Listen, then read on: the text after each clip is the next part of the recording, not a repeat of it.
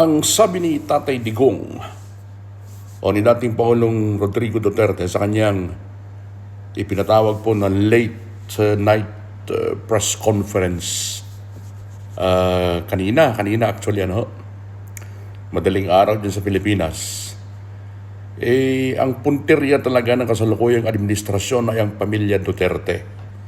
Yun yung kanyang sinabi dun sa press conference. Ang trajectory nung mga lahat na nangyayari ngayon ay walang iba kundi ang i-zero in sa pamilya Duterte. Yun yung sinabi ng dating Pangulo.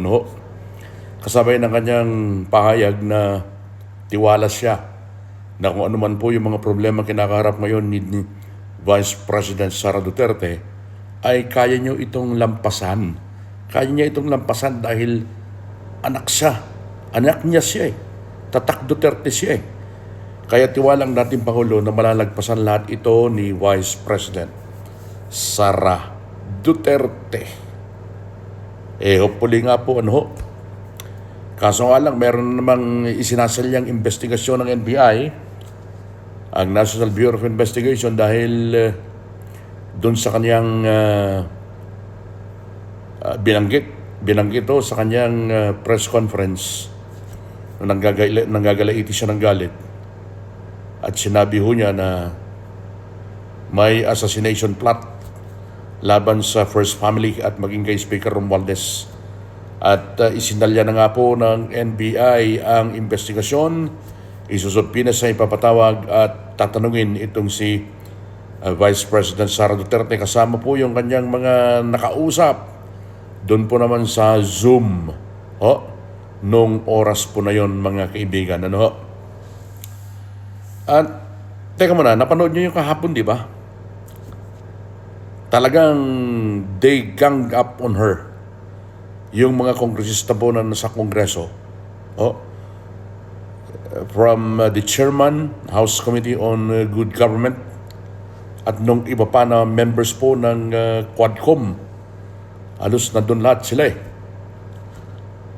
talagang pilit nilang idinidiin, sinisilip kung ano yung mga mali na transaksyon ng Office of the Vice President kaugnay nga po ng kanilang confidential fund. Pero isa lang ang hinangaan ko dito, mga kaibigan, nung tanungin nitong si Sagip Party List Representative Marcoleta ang committee. Napanood niyo siguro yun, Kinwestiyon ni Congressman Marcoleta ano ang jurisdiction ng committee tungkol sa mga audit na yan, samantalang meron naman pong nakatalaga na Commission on Audit, ahensya ng gobyerno, na ang tanging trabaho niya ay i-audit ang mga ahensya ng pamahalaan.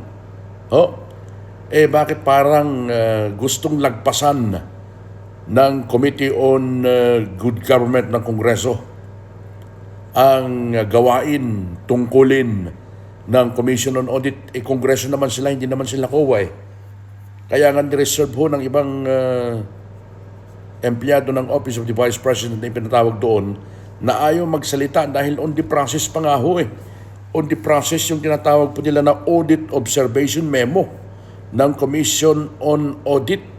Hindi pa po final on the process pa. Bakit kailangan nilang sabihin sa Kongreso kung ano po yung mga transaksyon nila doon? Unang-una, confidential fund nga ho yan, di ba, mga kaibigan?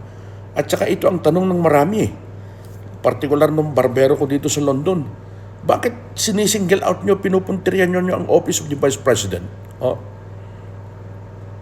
Bakit hindi po ninyo i-audit din ang inyong sariling tanggapan? Bakit hindi nyo i-audit ang tanggapan ng Pangulo? Bakit hindi nyo i-audit ang tanggapan ng House Speaker? Bakit hindi nyo i-audit din ang tanggapan ng Senate President? Bakit sinisingle out po ninyo ang Office of the Vice President? Ano hong mapapala ninyo dyan, mga kaibigan, mga kagalang-galang?